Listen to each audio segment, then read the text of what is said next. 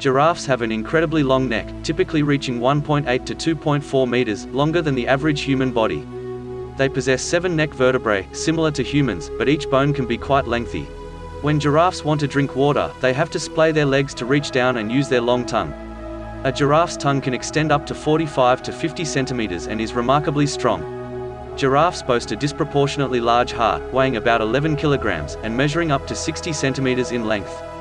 This is necessary to pump blood throughout their tall bodies. Giraffes' tongues are generally black or dark purplish in color.